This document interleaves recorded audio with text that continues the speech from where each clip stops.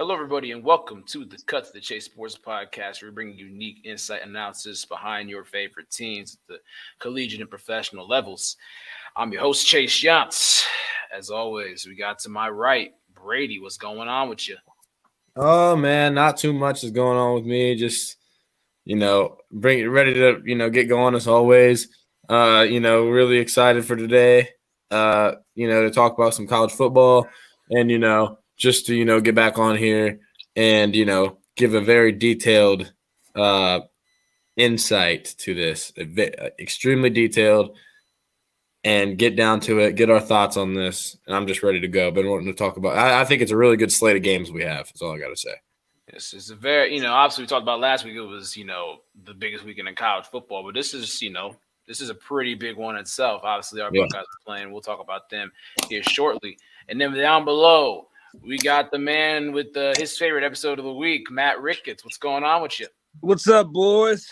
Sorry, folks at home, for the different view today. Got a little technical difficulties here on my laptop, so we're rocking with the old cell phone. But I'm excited. I'm ready to go. Got a big Saturday for me, Brady.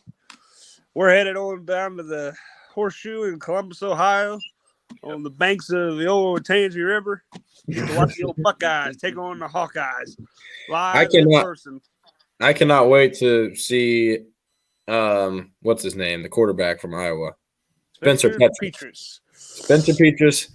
We're sitting row 2, so we'll basically be right on the field. So if we see Spencer Petras, we're gonna be nice to him. We're gonna say lots of nice things to him. Yes, exactly. A lot of nice things. I just can't wait. Hopefully I get to see one of my favorite players, Jackson Smith-Njigba. That'd be really awesome. That'd be so awesome. But knock on wood for that. But I'm ready to go, Chase. Let's rock and roll. Yep, and I mean we were already, talking about y'all going on that, West Lane Avenue. It's going to be jumping there at noon. The first game on the list, big new kickoff. Ohio State playing Iowa. They're welcoming them to Columbus. Ohio State coming off the bye week. They're 6-0. They're number 2. Iowa's at 500 this year. They're 3-3. They played some very interesting games to start the season, and some some doozies, I would say, because those games would. I'm not going to say that on air, so just forget what I said. All right, but this game, this is a very big game. You talk about Ohio State's offense versus Iowa's defense being the big storyline, but what are you guys looking at particularly in this game? I'm going to start with Brady in this one. So I'm looking at a particular unit on both both teams that are very similar to each other. That's Ohio State's wide receivers and Iowa's DBs. So both teams maybe best unit, in my opinion. I would say Ohio State's wide receivers still are probably the best overall unit on Ohio State's team, and I believe that Iowa's DBs are the best unit on their respective team. So really excited to see that matchup. I think this is – this is the thing. I think this game is maybe our biggest game left other than Michigan to prepare us for the playoff, because Iowa's DBs and defense in general is on par with the elite of the elite, like the Alabamas, the Georgias, way better than Tennessee's, but and the Clemsons of the world, and it's like it's that level of a defense. Now, their offense, on the other hand, is putrid. I mean, there's a lot of words for it. Like, I don't expect us. I mean, I can confidently say we will give up under 20 points, and hopefully less than that even. But like under 20 points, I'm not going to try to give a preview to my prediction. I'm just saying, like, obviously I'm not going to predict a ton of points for Iowa because their offense is so stagnant. But I do think they'll have some tricks up their sleeve because they'll need it. And I'm really excited to see, Riley Moss. He's probably the team captain of Iowa's defense, probably a first-team Big Ten level player. That guy has to have at least 3 pick sixes in his career. I can't tell you that for certain. He's a great player. And I'm excited to see if Jackson Smith-Njigba plays, man, because, if he does, and I do think Mayan Williams will play as well. If Jackson Smith-Njigba plays, we'll be able to see this this offense at full strength and see what this receiving core can really do. And so if we throw for 300 plus yards in this game or anywhere around that, if we throw the ball like we have been against a team like Iowa, you can expect us. There's no defense really is going to really stop it.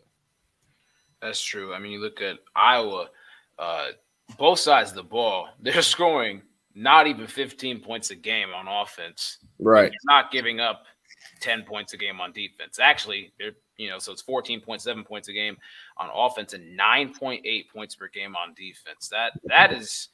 That's pretty wild numbers both ways. Not good in one facet and unbelievable in another facet. But you look at their team; they're 3-3. So basically, if you're a defensive recruit, go ahead and commit to Iowa if you want, even though your offense is going to be terrible, so you might get mad at them. But if you're an offensive recruit, I mean, they might be one of the last 5 teams in Power 5 that you should consider. That's for sure. Unless you're a tight end or an O-lineman. But if you're a quarterback, wide receiver, or running back, please do not go there. Because guess what? They're going to try to run the damn ball or throw to the tight end. So there you go with that. But Matt, so, you and Brady are going to be at this game. What is something that you are looking forward to for Saturday? Well, like Brady said, defensively, Iowa ranks towards the top of the country. One of the best, most disciplined teams you're going to play defensively every year. They play a lot of cover 2, so they're not going to get beat. They're not going to give up a ton of huge plays. They're going to try to keep everything in front of them, tackle well, try to limit the big plays that they give up. Now, the problem is there's only so much you can do in containing the talent that Ohio State has on the outside. You know what I'm saying? You can play really good coverage or cover 2, try to keep everything in front of you, and still somehow they get behind you. So there will be times where we, end up with the shot plays. I think it's just going to be one of those kind of we got to run. I think we're going to have to run them out of that type of coverage to where they got to come down and play man a little bit. So I think being physical up front really is going to be huge, which is something that we've been able to do all year so far. Especially, the second half against Notre Dame, whatever, coming out, running the ball, really setting the tempo and allowing our offense to be able to get the ball on the outside of the playmakers just to force them into certain coverages. Also, like Brady touched on, this offense is, just a big fat pile of shit. That's really all I can say about that. Just terrible offense. So defensively, unless we give them a short field or fluke shit happens, pick sixes and stuff. If we throw one, we turn it over, or they get a huge kickoff or something crazy, we should not allow any touchdowns at all this game at all. So I'll be disappointed if we do. Unfortunately, I don't think this is.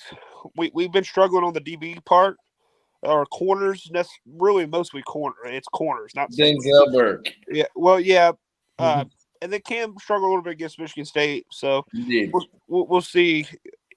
Unfortunately, I don't think this week is going to be the week where we figure out if you really worked hard throughout the bye week to get better or not, just because they suck. So that's kind of what I'm really looking forward to is, how patient we are on offense, because I think Iowa's defense is really good, and they're not just going to allow us to hit big play. You know what I'm saying? This may need to be like a 10. Yeah, exactly. How patient can we be on offense to where we pound it, throw the ball underneath a little bit, take a shot here, you know what I mean? It's not just going to be a huge big play right away. Now, we will get big plays, but I just don't think it's going to be – they're going to come in the abundance that they have been. So how patient can we be on offense on Saturday is really what I'm looking forward to watching.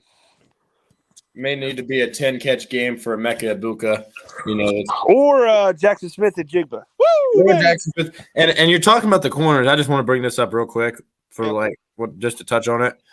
Jordan Hancock, former top 50 player out of Sewanee, Georgia. We flipped him from Clemson beat out Georgia and Alabama for them. Those were the 4 teams involved. So the 4 best programs in college football were involved.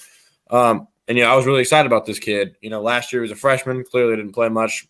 Nobody's surprised. Coming into this year, he had a lot of hype. Had a great spring game. Great spring. Jim Knowles loves him. A lot of praise. Thinking that he'd definitely be our first corner off the bench. With Denzel and Cam Brown have already cemented themselves. But with Denzel's play, I'm pretty confident he would be our starter by now.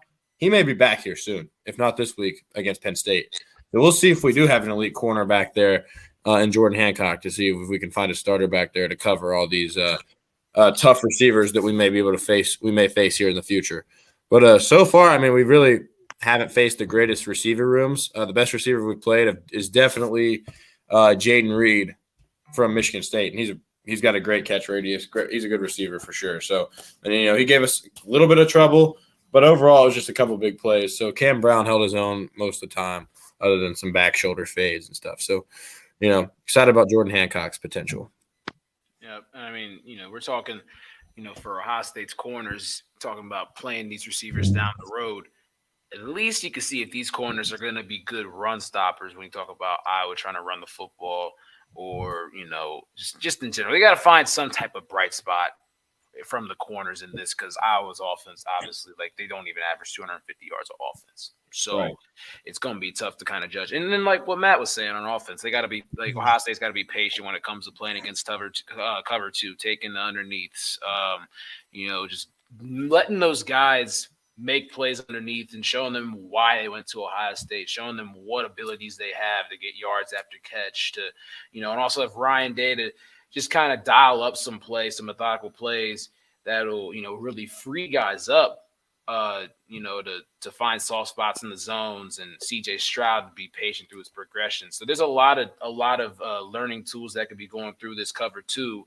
That Ohio State's probably going to face. And obviously, the number one way to break cover 2, is running the football. And we have a very, very strong running game, 228 yards per game on the ground. Yep. And if we're able to start off fast and run the football well, it's just going to have them all over the place.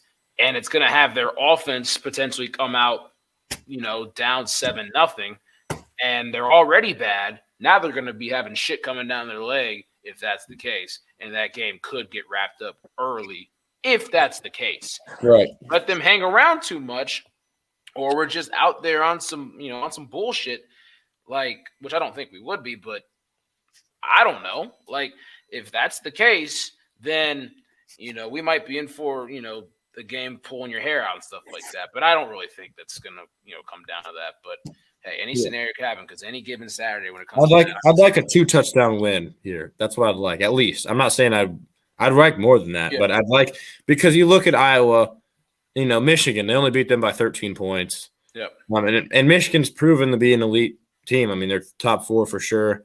Mm-hmm. So I'd settle for that. But like you said, I don't want it to be, I don't want to be pulling my hair out during this game. I'd like to have a comfortable win here. But we'll see. Iowa's a good test for us.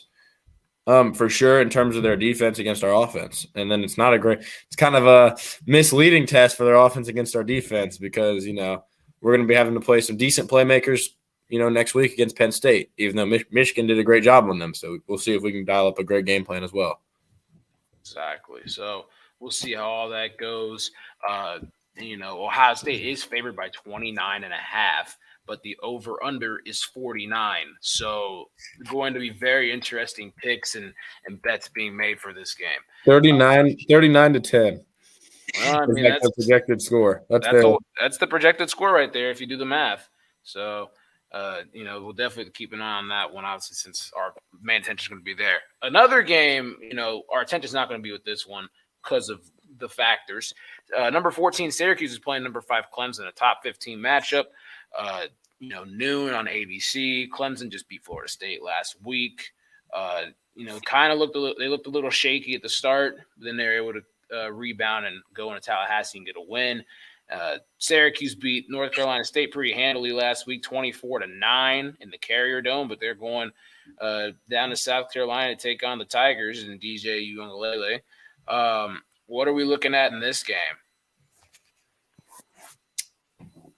Um, top 15 matchup. I didn't know if Matt wanted to go, so that's why I froze. Oh, my bad. I didn't know who was going. You go ahead. Go ahead. It doesn't matter. Okay. Yeah, but Clemson, it's always a team you got to keep your eye on because they're always a perennial playoff contender. Last year had that off year. Even though their fans want to go, 10-3 is an off year, that's pretty good. Well, you lost all the only good teams you played, and you looked terrible all year. So it was maybe the worst 10-3 year I've ever seen. So I do want to put that shade out in Clemson because I'm not fond of them. However, this is a decent test for them. Syracuse has been good on both sides of the ball so far this year, undefeated. Their running back, Sean Tucker, is a very good back. He always, says his thoughts after the game. He posts on Twitter his recap of how well he thinks he played.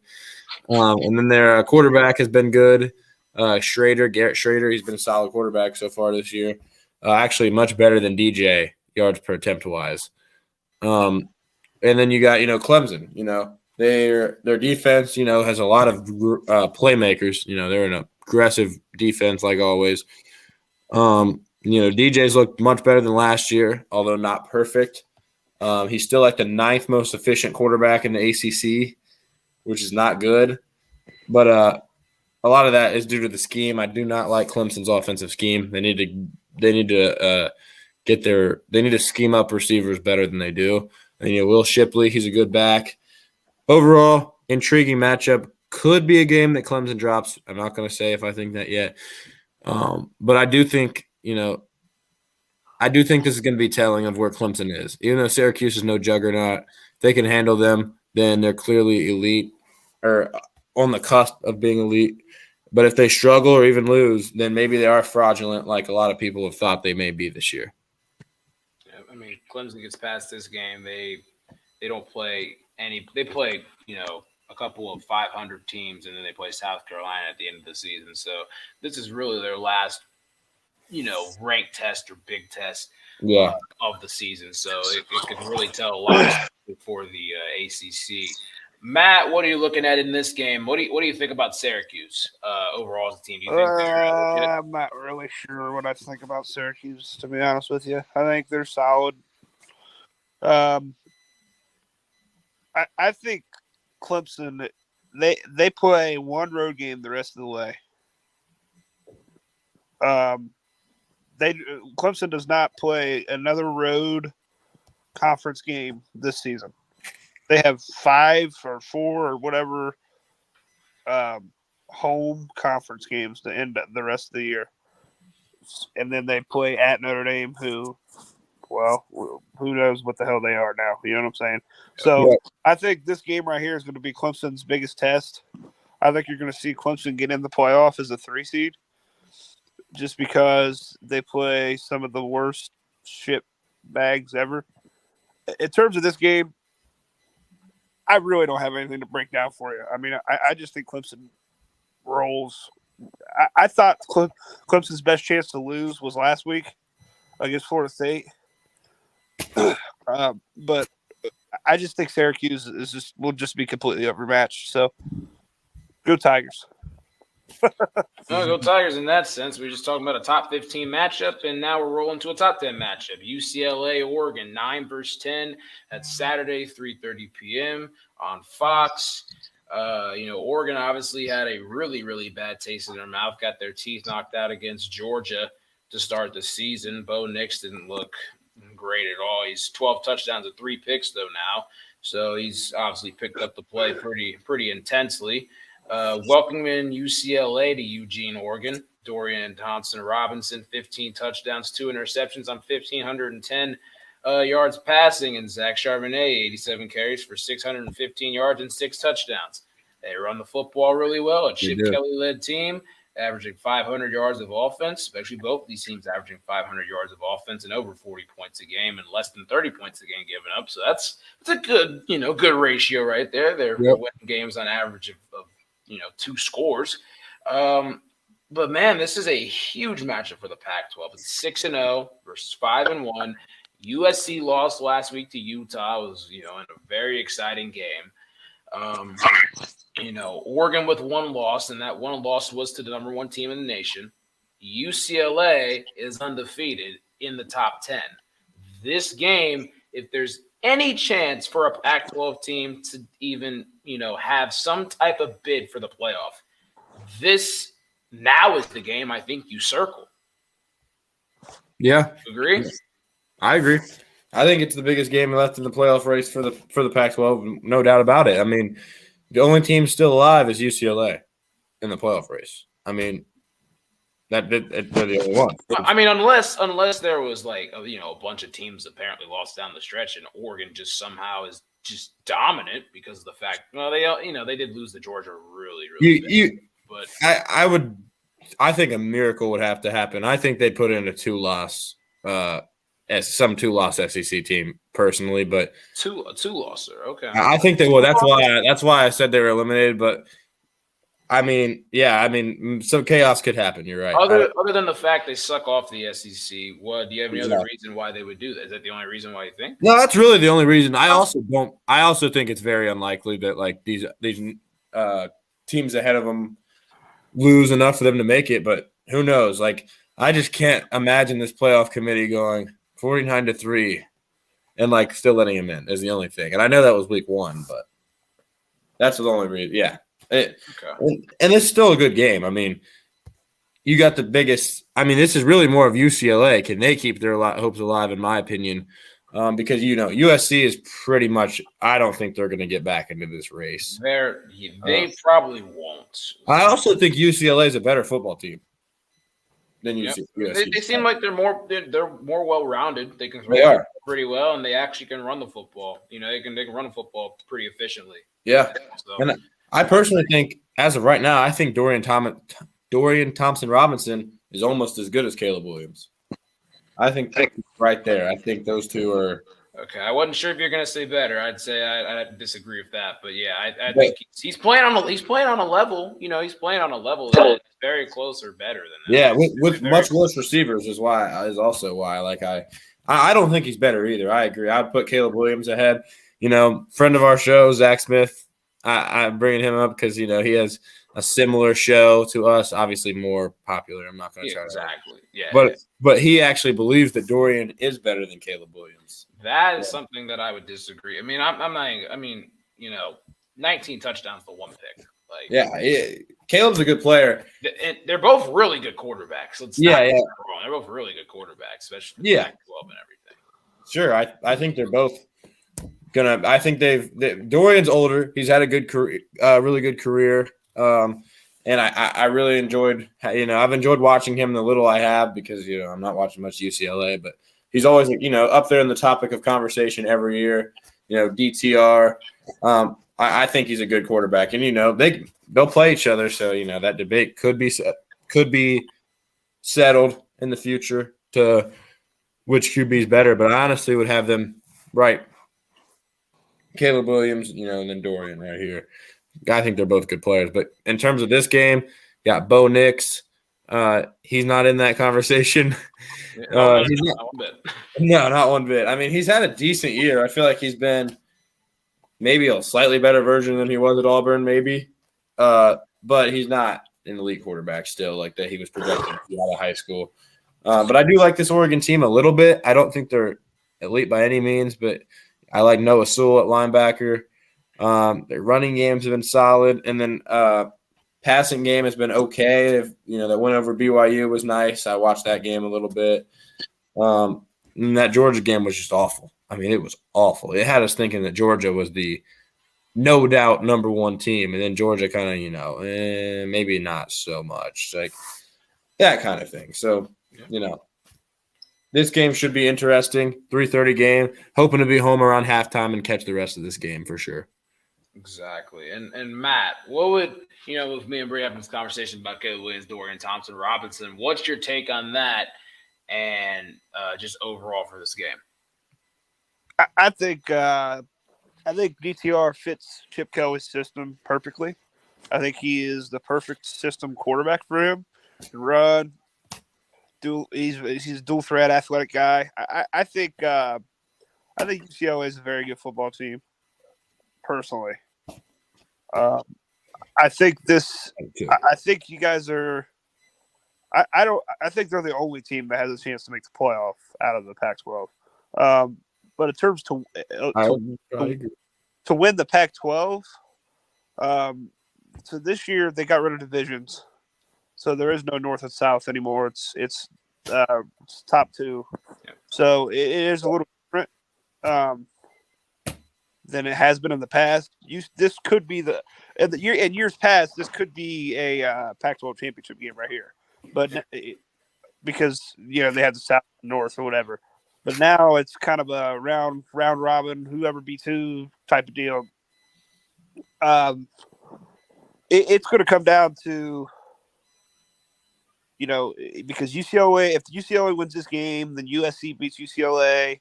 It's just there's going to be tons of fucking tiebreakers. So it's going to be really weird. It would just make it a lot more simple if UCLA just won all their games. So we'll see. I think it'll be a good physical football game. I think Dan Lanning for Oregon's got them playing a little bit better after really getting their asses beat bad by Georgia. So we'll see. I think they're turning around. I think Oregon's a solid football team. I don't think they're, like Brady said, elite by any stretch of the imagination. So I agree. It's an exciting game. It's a good game to watch.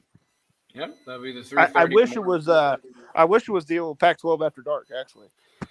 Yeah, I'd say because normally we're used to watching all these games, especially the 3:30 games, CBS or ABC, whether it's Ohio State, the SEC game, and all, and then you'd have that game just come on, 7:30 or even 10 o'clock slot, and we're just watching football downstairs and everything. But the 3:30 slot, especially for a big game like this, it's kind of unorthodox for the Pac-12 to do that, since they got other competing windows with that. But yep, that's going to be on Fox, 3:30 Saturday.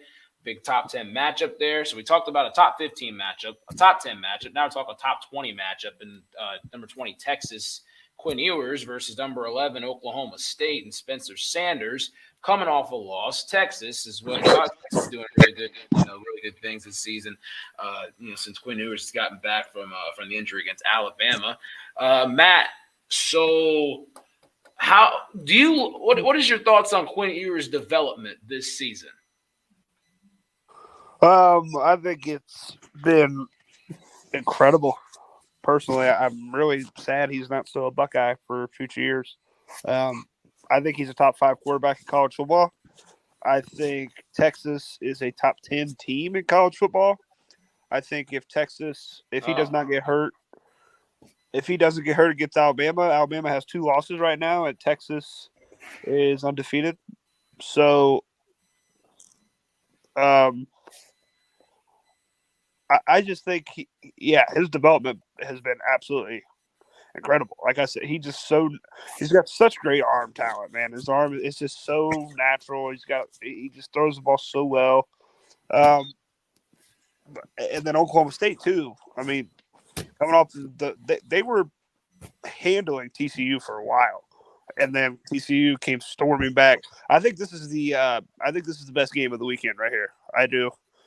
Texas is favored minus 6.5, I think, or 6. Yep, what it was. Yeah. So, I think it'll be a pretty high scoring game. I think both quarterbacks are really good. This is another one that I wish was 7, 8 o'clock kickoff, because this is an exciting game to watch for sure. Yeah, most definitely. Certainly is. The ESPN analytics, when you look at the matchup predictors, I don't really pay attention to this a whole lot because I think sometimes it's a bunch of BS, especially looking at NFL games. Texas has a 66% chance to walk into Stillwater and beat the Cowboys.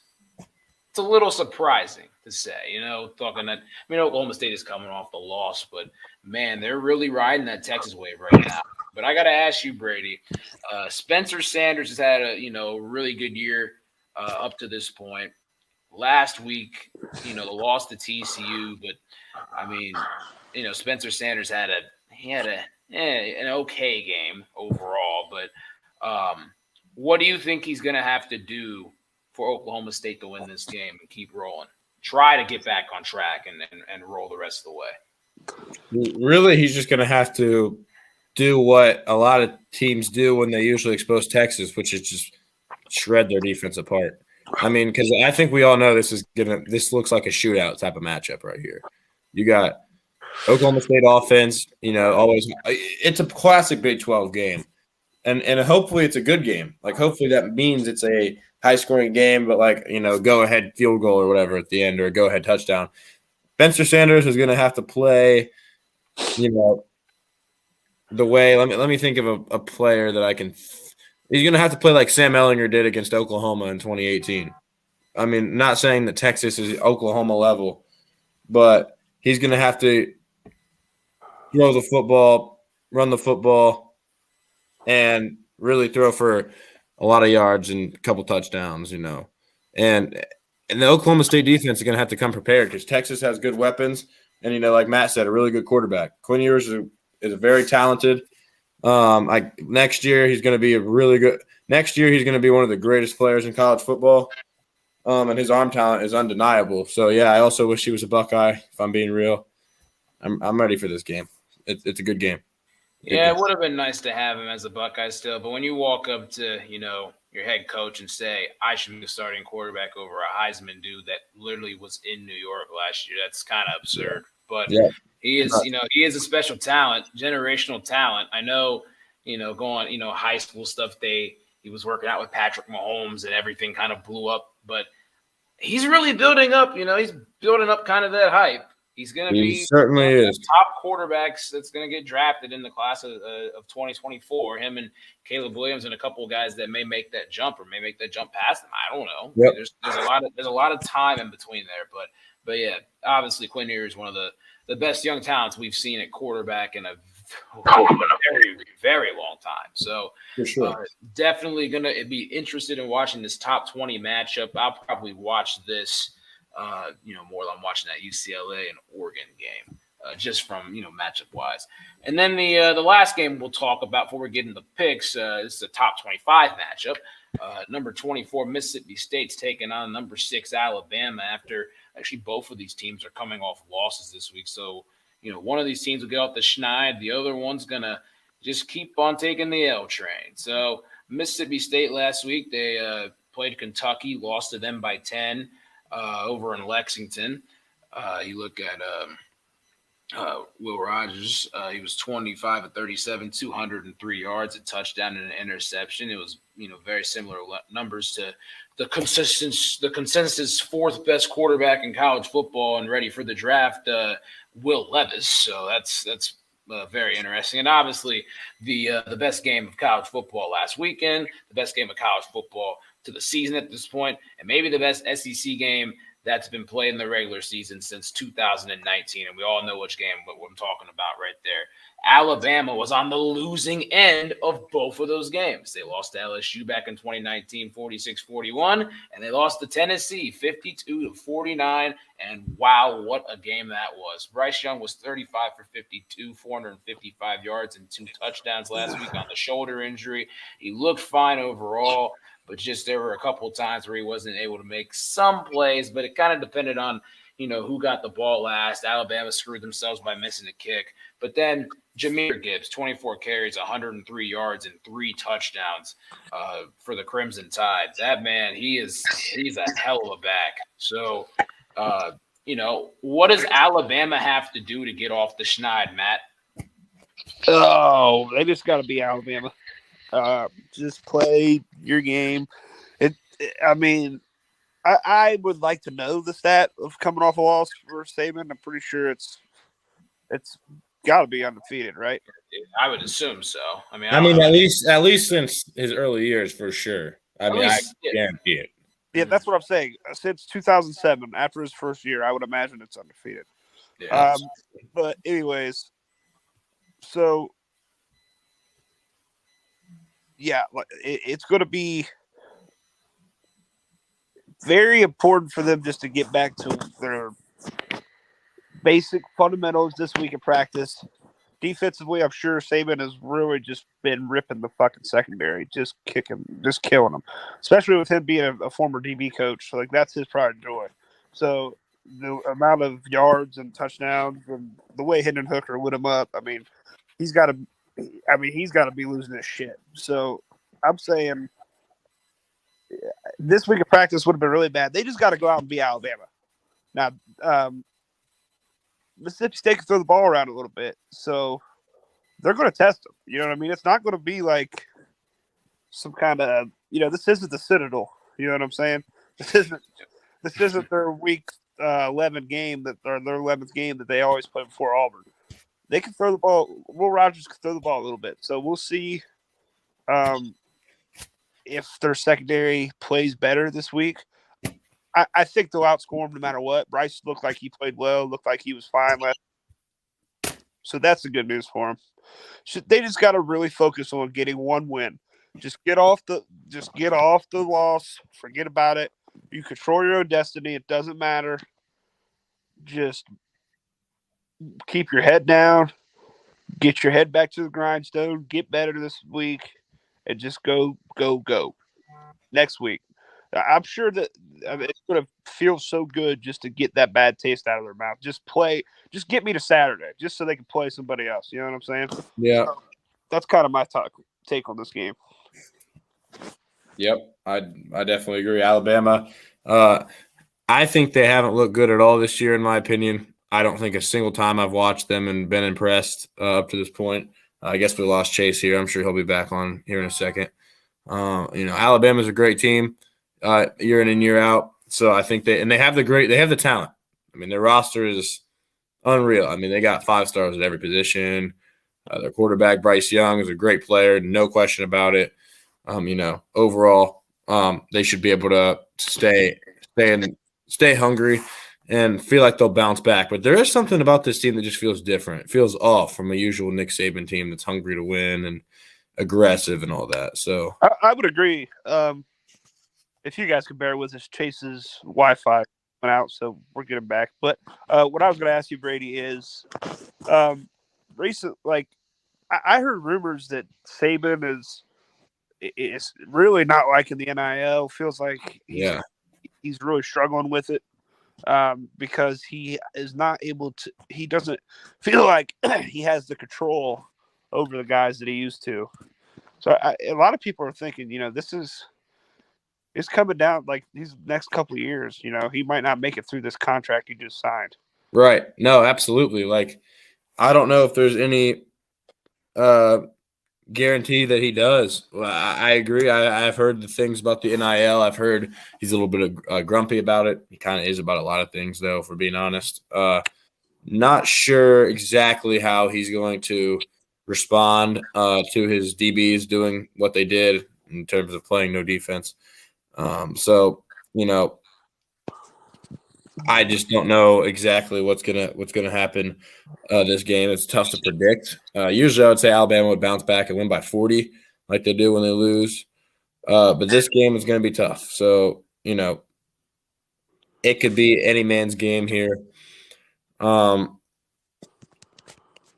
it's a good matchup. I mean, you're going against a passing team, so we'll see how their DBs have improved.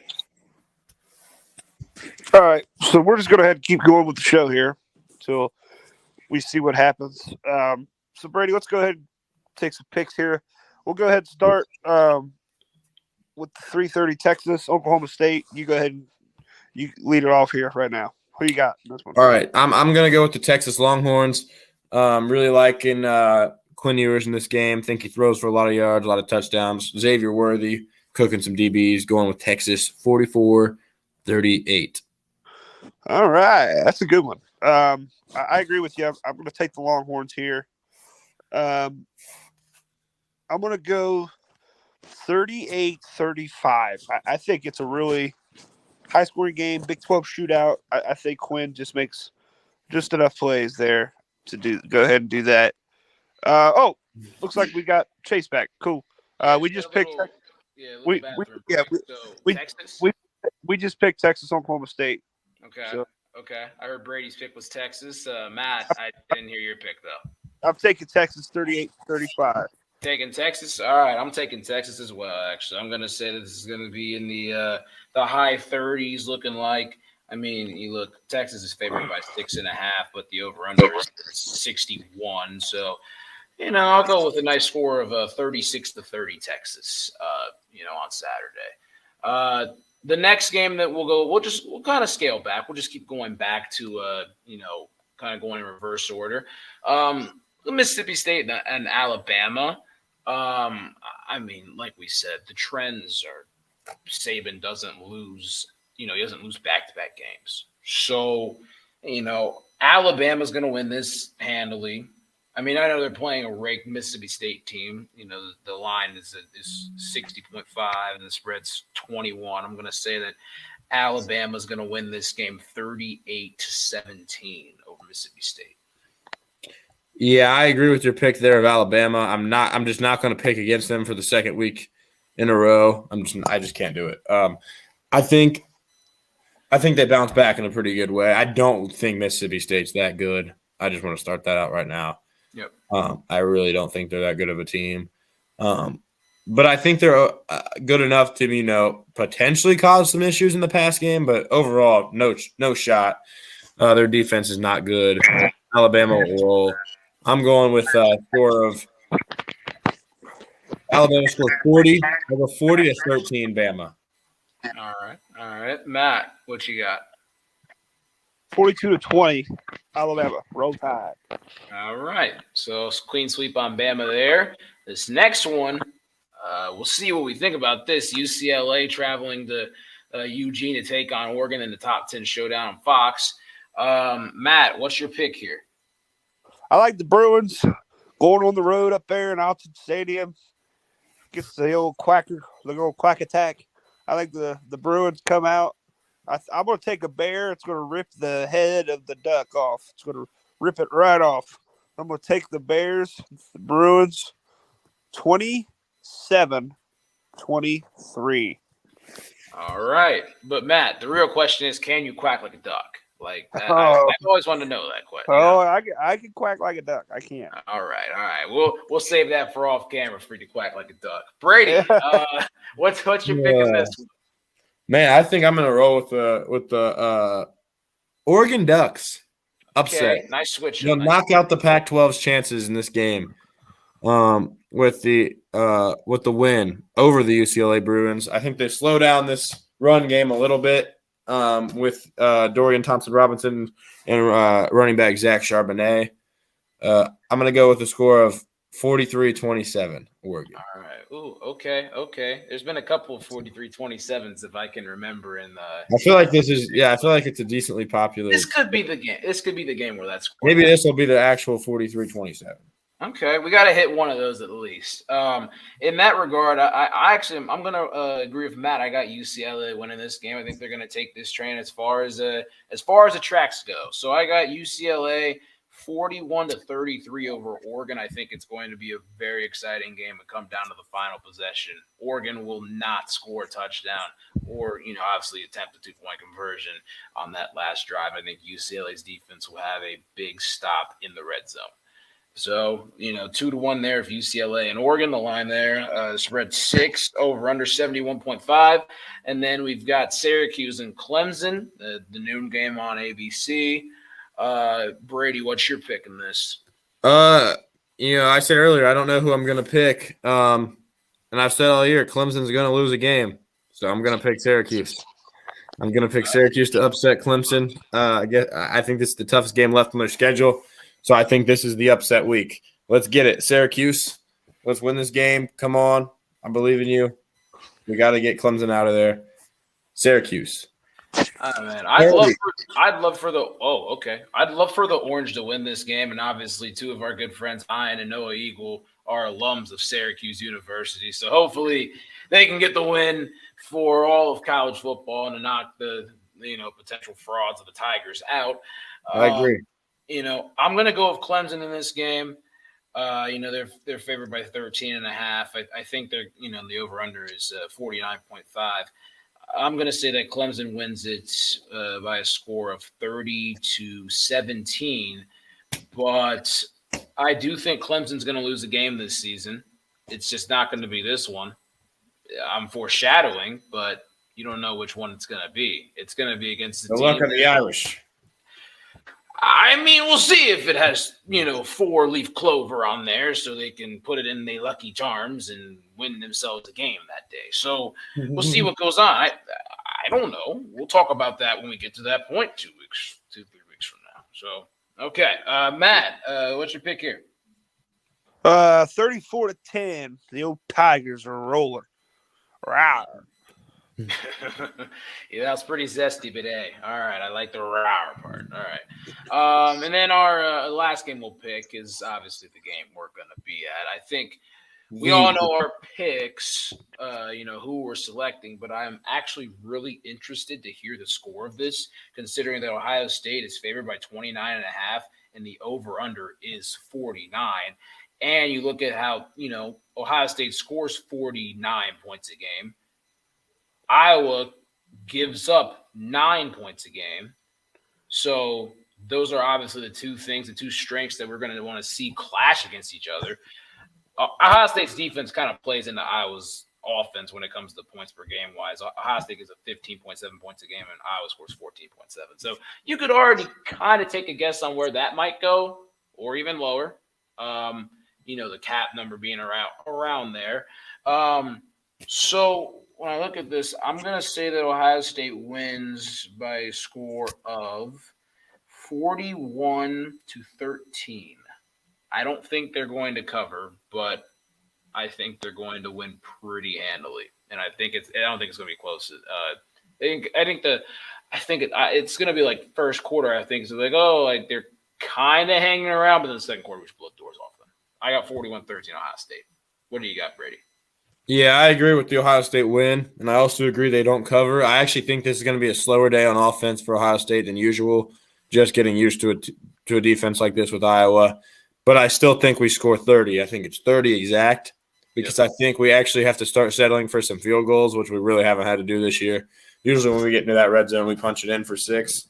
But I think we settle for 3 field goals in this game, and get our kicker some work here with Noah Ruggles. But still, have a solid offensive day, yardage-wise and all that. I don't think we get shut down or anything. But I also think they only score 3 points. I think 30-3. I think this is the day that our defense does not let up a touchdown, which I hope so. That'd be nice. Even though it is Iowa, not a great offense, terrible offense. Not letting up a touchdown is impressive in any game. So just to see that difference from last year would be nice. 30-3, don't quite cover. You got to start somewhere as the dogs are barking. And I don't know. Marley, shut up. I'm not saying it's a Matt's pick there or whatever, but I'm gonna have to go 38-0 Buckeyes. no, okay. Shut out. We'll take that. We'll take a win, take a handily. That'd be awesome. I would 38-0. I think we're all going to agree on this. I know that I said I was going to score 13 points, but I think Ohio State's offense is going to be fine, but the defense is going to score a touchdown. That'd be nice. They're going to score a touchdown on Saturday. So if we win 38-0, we better get respect. Even though I know Iowa, people need to stop. They got to give our team some respect because 38's a lot of points against Iowa, and giving up 0 is giving up 0. So I better not hear any of these Michigan fans talking after this week because they only won by 13 against Iowa. Hey, we'll see them at the end of November. Exactly. It'll all be set up. Beat the piss out of those motherfuckers right then. All right, that's all we're gonna do. Can't wait. And yeah, I mean, if Matt gets his score prediction exactly right, I will buy him multiple beers when I am the legal age to buy and drink beer. Okay, I will put him up to that, and I will complete that service. Absolutely. So yeah, there you go. I mean, it's college football week 8 game picks. We'll just keep things going. You'll see us every week. Might be different times here and there, but we're going to be consistent when it comes to giving you this type of content. You'll see some more NFL content coming too. Might be with us 3. It might be with our guy Ben Connors. We might have a couple more special guests coming on. And I don't know what you're trying to show. What are you trying to show? I was trying to show the receiver list. If we're Before we go, I just didn't want to interrupt. Before we go, yes, Brady actually wants to give his updated top 10 receivers list in college football. I'll go quick. Take it away right now. So I just wanted to update you guys. You remember we did our list, top 10 receivers, top 10 quarterbacks, and all that, because those are the positions I think we all agreed we know the most on in terms of just watching the tape. So I'm going to update this list. All right. So number 10, I have Jonathan Mingo of Ole Miss. Come along strong this season. Great ball skills, fast receiver, good deep threat. Big fan of him so far this season. Number 9, I have Jalen Hyatt of Tennessee. I honestly contemplated putting him higher, but then I realized that may be an overreaction. I love his release from the line of scrimmage, very fast downfield speed. But that was a huge game. I'm not going to overreact and put him too high, but still a great receiver, Jalen Hyatt. Number 8, Marvin Mims of Oklahoma. Great catch radius, good speed. Been great since his freshman year in 2020. Very impressive player, even though his team's not doing too well right now. Number 7 is Josh Downs of North Carolina. Smaller slot guy, but very fast. I love Josh Downs' game. One of the best receivers in the country, no doubt. Great route running. Definitely think he has potential to be a first, maybe second round pick in this next draft. Number 6, I have Jordan Addison of USC. I think they force feed him touchdowns sometimes. Like they'll get down to the goal line, they'll throw him a screen that he has a walk-in touchdown, and they'll make his touchdowns look inflated because they really want that Biletnikoff award. Do I think he's a very impressive player? Yes, but is he? I don't think he's the best receiver in college football. Still a great player. Number 5, I have Xavier Worthy of Texas. Really love the route running and athleticism and speed of him. I think he's for sure a first-round receiver in this draft after this year because he can't leave yet. Great sophomore receiver. Number 4, I have Marvin Harrison Jr. of Ohio State. Just freak athleticism, freak talent, freak skill. Everyone thinks that, he's like a top 5 pick or something. We'll see about that. I think he's a freak, obviously. I don't think he's quite the best receiver in the country. But in terms of catch radius, ball skills, and just pure athleticism, you can't really beat him. Category. So he's had a great year. 9 touchdowns in the year. He could break the Ohio State single season record for sure. Number 3, I have Emeka Egbuka, his teammate. A lot of people think Marv is better than Emeka. I'm on the Emeka train for now. I just think he's the most well-rounded receiver out of the two. He's got some speed, got route running, got hands, and got agility, run after catch, and all that. Was a great returner last year. So I think he's just got everything in his game and very productive as well. Number 2, I have Quentin Johnston of TCU. I was high on him before the season. Thought he could have a good year, and he's having a great year so far. He's very tall. He's like 6'4", maybe 6'5". Great catch radius and all that. Great at jump balls, which I already knew coming into the year. But this dude has been catching the ball in the middle of the field and making moves, and he's a big dude, so that's impressive. I think this dude is a freak. I think right now, out of everyone that's played this year, I'd put him as my number 1 receiver in the country. However, I had to put – this is the only receiver I put on here that hasn't played. Number 1, I have Jackson Smith-Njigba. Obviously, I get it. It's hard to put somebody number 1 that hasn't played all this year, but I'm just that confident that he's the best receiver in the country. And I think pretty much everyone really is. I mean, C.J. Stroud called him the best player, called Jackson the best player on the team over him earlier this year, which everyone, and that's high praise coming from the guy himself. So, once Jackson comes back, unbelievable hands. He's just a pure athlete at receiver. Route running, very technical and perfect. Very strong, big guy, great after the catch. Really can do it all. And that's my list. So I feel like that's where I'm at right now, and we'll probably update it again here at the end of the season. But that's where I am midway through the season. One thing I got to note down, get you a recruiter's job for 24/7 Sports because yes. you're good at this show. I really like thank you. The whole recruiting part of it. Matt, we've all talked about it as a group that, the history of, Ohio State football, college football, all that. Brady does too. It's just, the recruiting part of it. Like, you're telling me guys here, there, everywhere else. We're talking about top 10 receivers, but right. But that, the aspect of that's really impressive. What I appreciate that you have stored in there, and you gotta do something with that, man. I'm telling you. Really appreciate that. I definitely would love that. Very cool. I really am involved in that recruit. I really do think it's cool just to see these guys that you look at in high school, go on and play. Like Emeka Egbuka, when he committed to Ohio State, I was in the car after a basketball game watching his commitment video, begging that we get him because I just thought he was that. type of dude. And then here I am seeing him as like, in my opinion, obviously my opinion doesn't really matter, but I think he's the, number 3 wide receiver in college football, which is awesome to see, just to see he's made that impact. Exactly. Matt, what'd you take away from Brady's list? Like what was the biggest surprise on his list, if you could? Biggest surprise? I don't think there really was a surprise, to be honest with you. I'm just wondering where Parker Washington's at, Brady. Parker Washington is an honor. I'm just playing with. For those of you that don't remember, Parker Washington was on his preseason list. He was. Hey, Matt, guess for it. He was upset.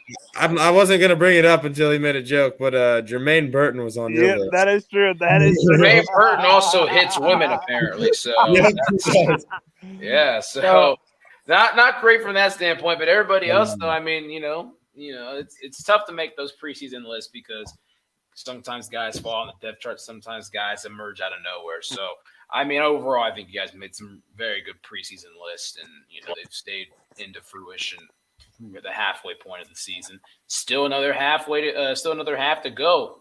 So, this is where the fun begins, as we are in real football weather, real football season, especially in Ohio. Yeah, especially in the great state of Ohio. So, cannot wait to watch college football this weekend if I get a chance. And just, kind of, enjoy it going into Halloween weekend.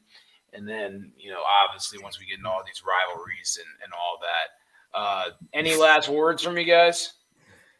Oh man, I can't wait. I really can't wait. I can't wait for, 12 o'clock Saturday. Going to be in the shoe. Yep. Fuck the Hawkeyes. Fuck the Hawkeyes. Yep. Tell us how you feel, Matt. I agree. It's going to be awesome. Definitely. Wish I could be there with y'all, but got to take care of business. So, yep. With that being said, I'm Chase Shantz, Brady King, the gray person down there that has no face because he's a pussy, Matt Ricketts. I agree with you. That's maybe the best statement on this show that I've agreed with ever. And it came right at the very end. But nah. We got the trio here. We love doing this thing. And we'll see you guys here another time. Certainly will. Three boys.